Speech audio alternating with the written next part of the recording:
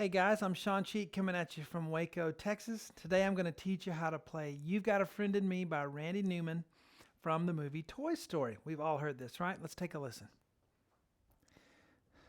Let me try that again.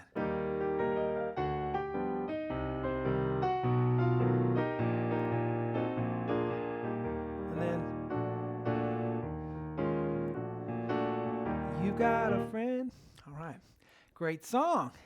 It's in the style of really just New Orleans blues. So if you like Dr. John, that kind of thing, though this is not nearly as hard to play as some of Dr. John's solo stuff, okay? But it's a great introduction to that style, New Orleans blues style, kind of a combination of blues and like ragtime. Ragtime's like Scott Joplin to me. That's what it feels like when I play it.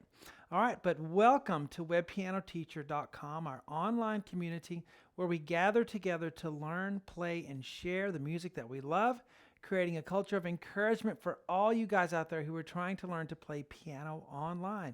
You can do it if you pick the right lessons and you know how to practice. I'm going to help you to do all of that today. Let's get to it. All right, so picking the right lessons. If you're a beginner, you're in the wrong place. I have beginner lessons on the website. I have tons of beginner lessons for you guys. In fact, the Easy Piano Lesson Series is a great way to start.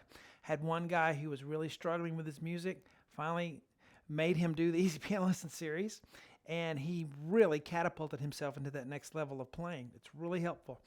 But if you're an intermediate, maybe early advanced, I'm going to show you two ways to play this. So it's not so difficult if you want an easier way to play it, but then if you want to do it with all this, all the stops pulled out, we can do it that way too. All right, let's get to it. I have my lovely Kawai MP11 SC in the studio. Feels just like a grand piano to me. Great piano sounds and other sounds. But that's what I'm using. And you can use your acoustic piano or your electric piano. Either one will work. All right, so if you're on the website, I really recommend downloading the sheet for this. Really helpful when you're practicing. All right, so we're going to start in the key of E flat. So I did it kind of big. I went, let's see, like that. But we can also do it this way. Let's see.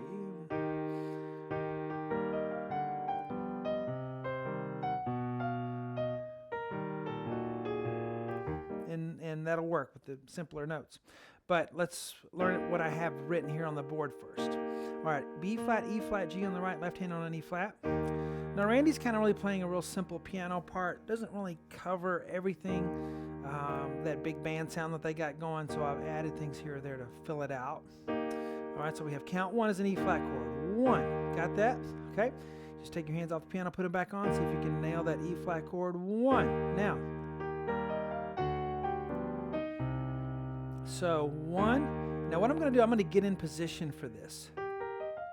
Okay, speaking of getting in position, we had a live lesson today, and the lesson was over getting your hand in position for those arpeggiated chords. Because face it, music is scales and chords. That's really what it is. And a lot of things we do in the right hand are arpeggiated or chord patterns. So if you get your hand in that position for the chord before you start the little run, it's going to make it 10 times easier. So that's what I'm talking about here. Let's get back to the board. So I'm going to get in position. I'm going to go ahead and get 1, 2, and 3 on G, B flat, E flat. And then I can put my fifth finger on the F. And then F sharp, G. So 1, F sharp, G. My left hand's going to come up here and do G, B flat, and E flat. I wrote that E flat on the right hand part because it's so high. So we have 1. So just try that much. Don't try to play all of it. Just 1. Again, 1. A lot of piano playing is picking up and moving from one place to another. Being comfortable on the keyboard, moving everywhere. So if you're not good at that, practice the move. Yeah, we can all play it once we're there, but getting there.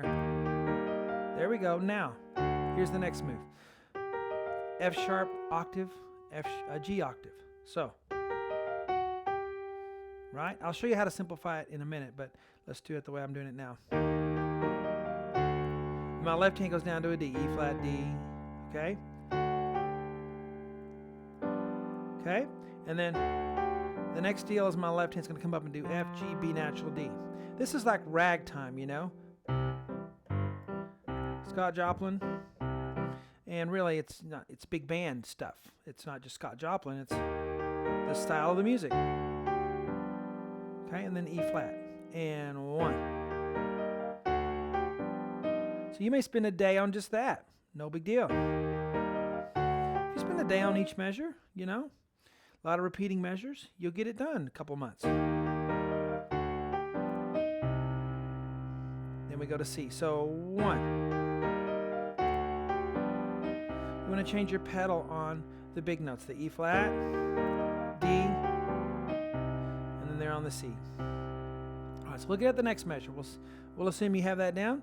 C on the right hand, and then C, E flat, G. C minor. Now F sharp in the right hand, then a B in the left hand, then F natural in the right hand. Notice the left, right, left, right, left, right, left, right.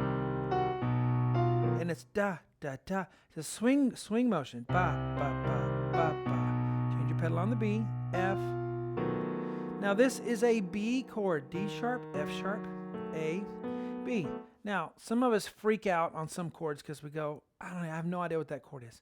Well, let's learn one today that you'll always have with you. Because it's pretty common, but it's one that everybody freaks out on. Even guitar, they freak out on it.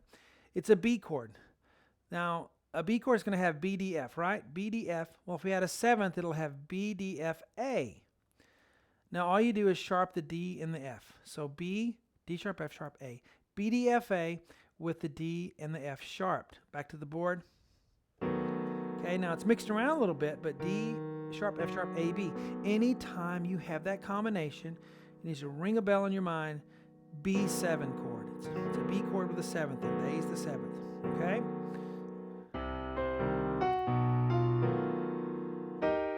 And then E flat, G, B flat, E flat. Okay? So this kind of gets us sometimes because the left hand is the steady thing. The right hand's kind of on the off beat. And it gets to the chords a little bit early. Okay? See? We're on an F sharp even before we get to the B chord. Now the F's just a passing tone down. But notice we have an E flat chord there. We're on a B chord, but the E flat chord doesn't really happen till here, but the right hand's a little ahead, jumping the gun a little bit. Okay? So I hit my B flat there. Here's an E flat chord, E flat, G, B flat, E flat. Remember, when you have a 4-note chord, you can many times leave the bottom note out if it's too many notes for you. And then we'll have...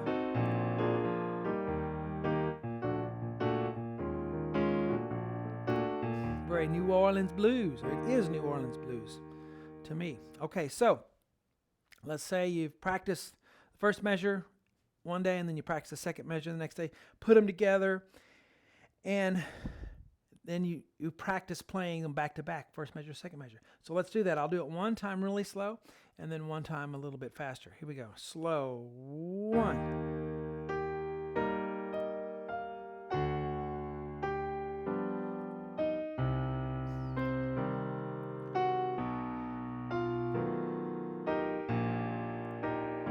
Okay, and then one day.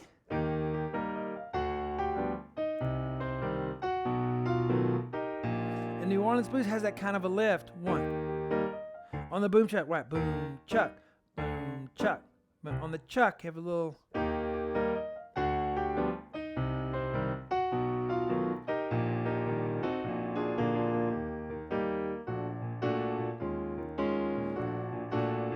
You got a friend in me. And of course, we finish everything on the website. This is just the tip of the iceberg.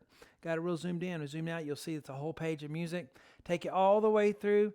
Every little New Orleans staple thing is pretty much in this one.